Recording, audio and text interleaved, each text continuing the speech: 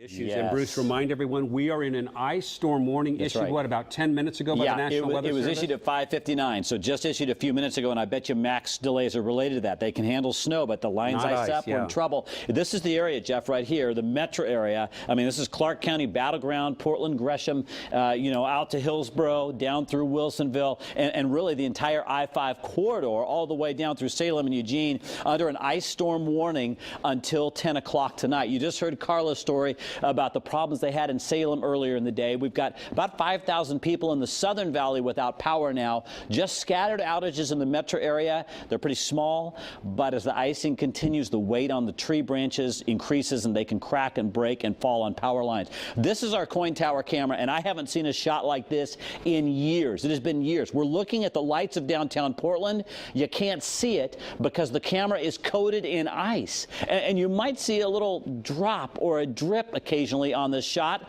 and the reason you do, we're talking about freezing rain. That is a liquid that falls from the sky. You think, oh, it's just raining.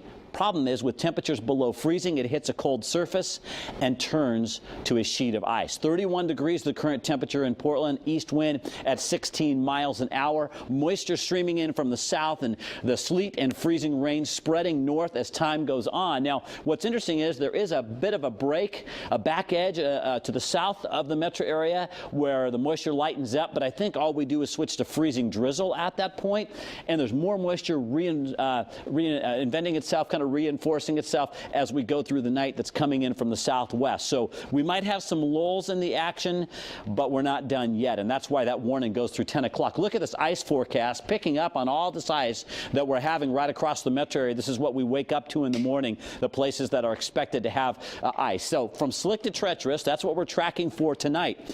And basically, lots of our neighborhoods are getting coated in ice right now. The odds of power outages goes up as the ice continues. And one of the problems for us, east wind many places across the metro keeps the temperatures down and keeps us on freezing. So in our 24-hour forecast, as we look ahead to tonight, there's nothing to really warm us up significantly around the metro area. Tomorrow, the east wind decreases, though, and that's great news. The moisture is also decreasing, so we could have some wintry mixed type stuff at times.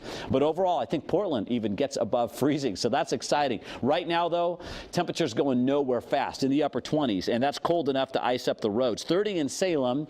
So you're trying to warm up. Look at the 50 in Newport. The warm air is right here. And problem is, cold air is denser, it's heavier. It takes a lot to get rid of it right at the surface, especially when you still got an east wind because of the really cold temperatures in the gorge. So the moisture decreases as the night goes on. As we get into tomorrow morning, there's actually not a ton of moisture to work with, so that's good. Warming up along the coast, warming up in the South Valley. Salem, you should go above freezing tomorrow sometime during the morning. Areas of snow and sleet and freezing rain in the valleys in central and eastern Oregon. A treacherous drive through the gorge tomorrow. Gusty winds continuing. And then up on Mount Hood, we're talking about snow. Another 3 to 5 inches of snow possible up there. So here's the 7-day forecast. 35 for a high tomorrow in Portland. If you're in Gresham or Troutdale, you may not make it because of some east wind. So we'll see who warms up and who doesn't, but a lot of us will. By Monday morning, the majority of us are above freezing, but right near the gorge and in the gorge, we will still be dealing with likely icy conditions. And look at next week. I mean, we're going to be getting wet. But the big concern right now, Jeff, is, the ice storm warning. That I haven't seen an ice storm warning in years.